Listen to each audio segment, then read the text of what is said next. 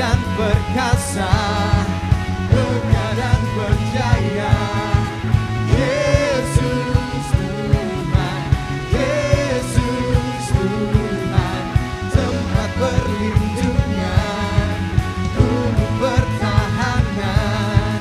Yesus Tuhan, Yesus Tuhan, agung dan perkasa, megah dan berjaya.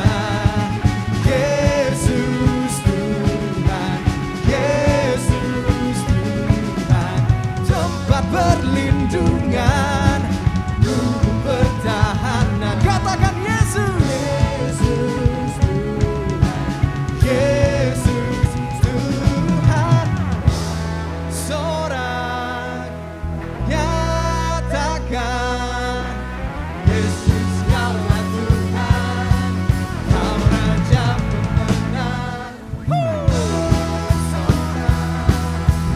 Nyatakan Yesus kaulah Tuhan, Juru Selamat dunia, agung dan perkasa, megah dan berjaya. Yesus Tuhan, Yesus Tuhan, tempat perlindungan, gunung pertahanan. Yesus Tuhan, Yesus Tuhan. Haleluya.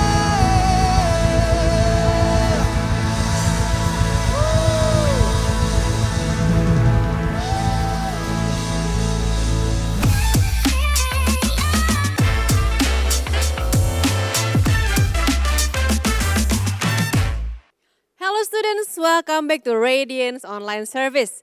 How was your holiday guys? Saya harap hari-hari liburan kalian penuh dengan kegiatan yang produktif. Salah satunya dengan gak lupa beribadah di hari Minggu ini. Nah buat teman-teman yang belum pernah ibadah onsite, will be much better if we can meet onsite. Teman-teman saya mau undang kalian yang belum pernah onsite, yuk kita join ibadah pelajar di Kopo, di Pasir Koja dan juga di Bandung Utara. Info lengkapnya kalian bisa lihat di Instagram @grabsing. Sebelum kita dengar firman Tuhan, mari kita berdoa. Tuhan Yesus, kami bersyukur di tengah-tengah masa liburan ini kami bisa beribadah lagi, berkumpul lagi bersama. Kami minta Tuhan yang terus perbaharui kami Tuhan agar ada pembaharuan budi, ada pembaharuan karakter, semakin hari semakin serupa dengan Kristus. Dalam nama Tuhan Yesus kami siap mendengar firman Tuhan.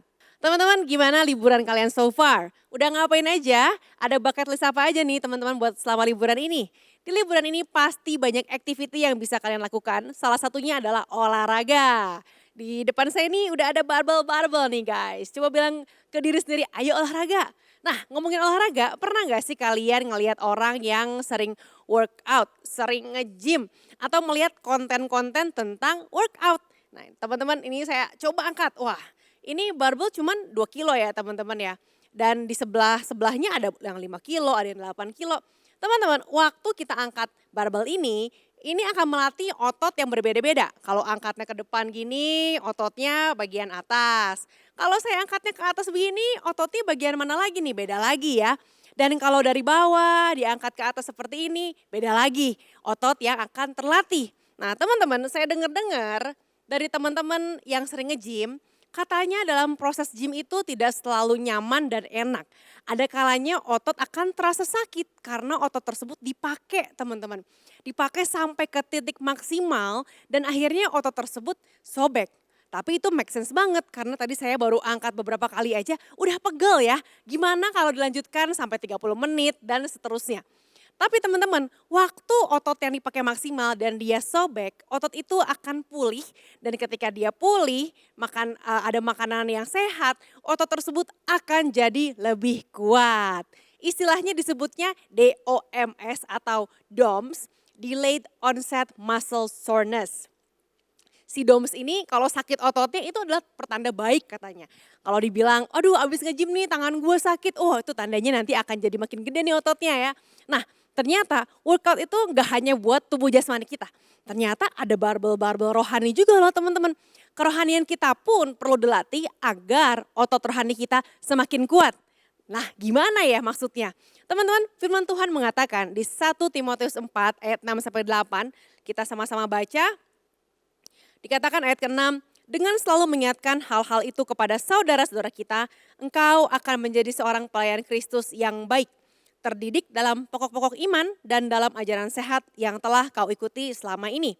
Namun jauhilah cerita-cerita, tahayul, nenek-nenek tua, latihlah dirimu untuk menjadi saleh.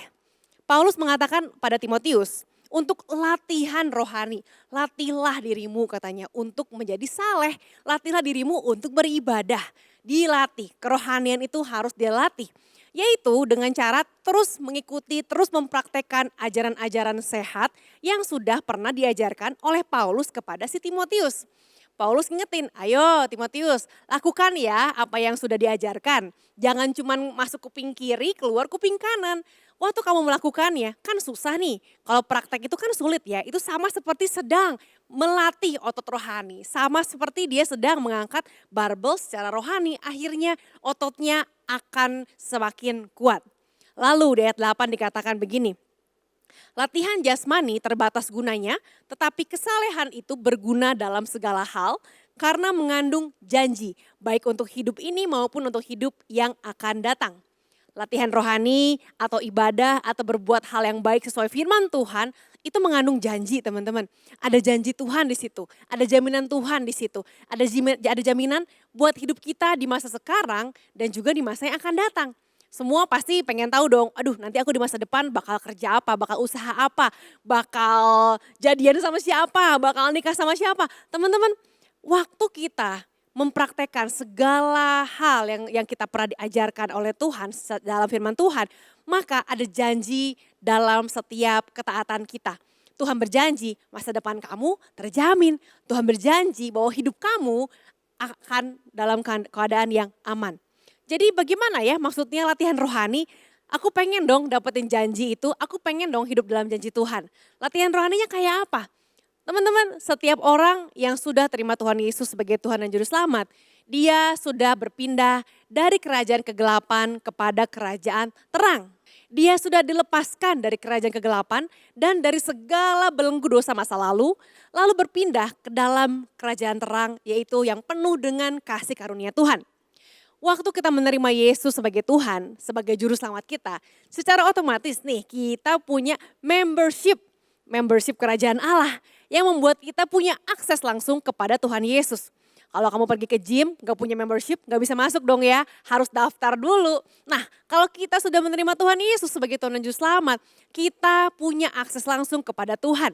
Kita bisa berdoa langsung, bisa mengobrol langsung, kita gak perlu titip doa sama pendeta. Kak, atau bapak atau ibu tolong ya titip doa saya, nggak perlu teman-teman. Kamu bisa langsung punya akses ngobrol sama Tuhan. Karena kamu udah punya aksesnya. Waktu kamu terima Tuhan Yesus, you got the membership. Sama seperti waktu kamu mulai ikutan membership sebuah gym, waktu baru masuk tentu kamu belum terbiasa ya dengan alat-alatnya. Wah ini gimana pakainya nih, ini tangannya di mana, kakinya di mana, jangan sampai salah taruh ya. Dan kita belum tahu gimana ya pola latihan yang benar yang cocok untuk saya. Sama juga dengan kerohanian kita. Kerohanian kita sama seperti tubuh kita sewaktu awal-awal nge-gym mungkin masih lemah. Hitungannya tadi cuman hitungan 5 kali aja, aduh udah capek banget nih tangan gue pegel. Nah tapi teman-teman lama-lama kalau kita latihan terus otot kita akan semakin kuat. Sama juga dengan kerohanian kita. Awalnya kerohanian kita lemah, belum terbiasa dengan latihan rohani. Makanya ada teman-teman ikut Deka waktu kamu belajar untuk membaca Alkitab setiap hari. Itu adalah latihan rohani, itu adalah barbel rohani yang kamu angkat setiap hari. Latihan rohani itu perlu banget dilakukan tiap hari dan itu untuk melatih supaya otot rohani kamu kuat. Paulus bilang di 1 Timotius 4, kalau kita mau jadi orang yang rohani atau orang yang godly, diperlukan yang namanya disiplin. Sama-sama katakan disiplin. Ternyata kata disiplin dalam bahasa Yunaninya itu sama artinya dengan gimnasium. Bahasa Yunaninya adalah gimnasio. Kalau orang pergi ke gym, pasti dia punya tujuan. Kalau orang jadi member di gym, rela bayar mahal, mereka punya tujuan buat melatih tubuhnya agar lebih kuat. Agar go back in shape, bentuknya oke, bentuknya sehat. Dan kalau orang ke gym itu bukan untuk menciptakan otot, karena otot itu nggak diciptakan, tapi untuk membangun otot yang sudah ada dan yang sudah kamu miliki. Percaya deh, walaupun kayaknya kalau kamu pegang tangan kamu kok masih enggak sih, kayaknya nggak ada ototnya, ada kok teman-teman ototnya, hanya belum kuat. Tempat olahraga, gym itu didesain untuk mengembangkan potensi tubuh yang kamu sudah miliki. Jadi biar otot kamu kuat, otot kaki, otot tangan semakin kuat. Kenyataannya walaupun kita tahu bahwa kita perlu melatih tubuh kita, seringkali kita memilih untuk tidak berolahraga karena berbagai alasan. Benar atau benar? Kalau saya biasanya gagal olahraga karena perasaan mager. Magernya itu lebih kuat daripada niat berolahraga. Tetapi kita jangan ikutin perasaan kita teman-teman. Kesehatan kita lebih penting daripada perasaan kita. Kalau kita ikutin terus perasaan kita dan kita enggak lah mager nantilah kalau niat. Pada akhirnya niat itu hanya sebatas niat. Tidak pernah berubah menjadi sebuah praktek. Kita nggak pernah olahraga, badan jadi nggak sehat dan nggak fit. Sama juga dengan kerohanian kita. Kalau kita tidak olahraga rohani, maka kerohanian kita nggak sehat. Kerohanian kita nggak kuat, lemes terus, lemah banget. Dikit-dikit baper, dikit-dikit pengen jauh dari Tuhan, dikit-dikit kabur dari Tuhan. Nah, dari mana kita bisa tahu kalau kita lagi nggak sehat secara rohani, kalau kita nggak kuat secara rohani? Kita bisa cek kalau kita mulai ngelakuin hal-hal yang ngaco, aduh kok gue mulai ngaco ya, kok mulai kayak oke ya melakukan dosa ya. Itu adalah tanda-tanda awal kalau kerohanian kita lagi ngaco. When the ugliness rules our heart, it's a sign that we are ungodly. Waktu kita mulai ngelakuin hal-hal yang jelek, apa yang jelek, apa yang bagus kamu sudah tahu, kamu lebih daripada tahu. Dan waktu kita mulai membuat hal yang salah itu menjadi sebuah hal yang reasonable, itu adalah tanda-tanda awal bahwa kita sedang tidak baik kerohaniannya. Nah, yang paling penting dari olahraga adalah praktek, benar gak sih teman-teman? Bukan niatnya. Beneran olahraganya itulah yang paling penting. Kalau kita bangun pagi niatnya olahraga tapi kita matiin alarm, nantilah 15 menit lagi deh merem bentar aja. Akhirnya bablas deh, kebablasan jadi setengah jam, jadi 1 jam. Keburu telat sekolahnya, gak jadi olahraganya. Nah sama juga kalau kamu mau sehat secara rohani, kamu harus punya lebih daripada niat. Harus ada tindakan, bilang ke diri sendiri harus ada tindakan. Tindakan untuk menghilangkan lemak-lemak rohani kita, lemak-lemak yang bergelambir dalam kerohanian kita. Supaya rohani kita kuat. Sama kayak olahraga, gak cukup cuma seminggu sekali. Kalau kamu bilang, Kak aku ke gereja kok seminggu sekali, aku berdoa kok setiap hari Minggu. Teman-teman sama kayak olahraga, angkat barbel seminggu sekali. Lalu saya bilang, kok saya gak kurus-kurus ya? Kok tangan saya gak jadi-jadi ya ototnya? Ya iyalah, cuma seminggu sekali. Kalau saya bilang sama teman-teman yang suka olahraga, kenapa ya badan saya kok gak berubah-berubah? Emangnya Kak Sheryl olahraganya berapa lama? Ya aku olahraga 15 menit deh seminggu sekali. Pasti saya ditertawakan. Ya mana bisa Kak, cuma 15 menit seminggu sekali lagi. Teman-teman setidaknya 3 kali deh seminggu kamu olahraga secara fisik. Dan juga sama seperti kerohanian kamu, olahraga rohani minimal 3 kali seminggu deh. Dan dikatakan kita udah tahu bahwa kita baca Alkitab setiap hari, kita saat teduh setiap pagi. Every morning we come to Jesus and every single day we read our Bible. Gak cukup dengan ke gereja doang, seminggu sekali dan hanya 60 menit lagi. Kalau seminggu sekali olahraga tapi 6 harinya makan berlemak, boba, es krim, donat dan segala gula, maka olahraga sekali seminggu itu jadi sia-sia, wasted guys. Kalau hari Minggu kita olahraga rohani, ke gereja, berdoa, menyembah Tuhan bersama-sama teman-teman. Tapi Senin sampai Sabtu hidup kita penuh dengan gosip, bohong, nyontek, benci, marah, kesel. Maka olahraga rohani kita jadi sia-sia juga. Godliness atau kerohanian kita itu lebih daripada sekedar ke gereja hari Minggu. So how to build our spiritual muscle? Gimana dong saya pengen bangun otot rohani saya supaya semakin kuat, supaya saya jadi orang yang godly. Teman-teman, yang pertama, use your membership. Pakai membership kamu. Saya pernah jadi member satu klub gym yang cukup terkenal dan cukup mahal bayarannya setiap bulan. Tetapi setiap bulan saya sibuk dan saya bilang besok deh saya ke gym. Lalu besoknya lagi, nggak pernah terjadi sampai akhirnya berjalanlah waktu 2 minggu, 3 minggu, sebulan. sebulan berlalu dan saya tidak pernah pakai membership saya, maka bayaran saya sia-sia aja. Saya menyumbang kepada si tempat gym tadi. Dan akhirnya apa yang terjadi? Teman-teman saya bilang, lu nge-gym apa dampaknya? Aduh, saya nggak pernah ke gym walaupun saya member. Sayang banget teman-teman. Waktu kamu terima Yesus, waktu kamu lahir baru, kamu otomatis udah join membership kerajaan Allah. You can come to Jesus at any times. Kamu bisa datang kepada Tuhan kapan aja, sesering mungkin, karena kamu sudah punya aksesnya. Sesering mungkin nih teman-teman, supaya kerohanianmu makin kuat. Sama kalau kamu udah membership di gym, kan sesering mungkin boleh. Setiap hari, pagi sampai malam, sampai tutup boleh. So, walaupun kamu sudah terima Yesus, sudah dibaptis bahkan ya. Tapi kalau kamu gak ke gym rohani, kamu gak latihan rohani, kamu akan lemah rohaninya. Teman-teman, kita tetap manusia biasa. Kita tetap punya darah dan daging, dan namanya manusia biasa ini punya kecenderungan untuk jatuh dalam dosa. Kita masih tetap bisa tergoda untuk marah, untuk bohong, untuk benci, untuk macam-macam deh teman-teman. Kita harus sadar bahwa sebagai manusia kita akan mudah tergoda. Jadi harus gimana?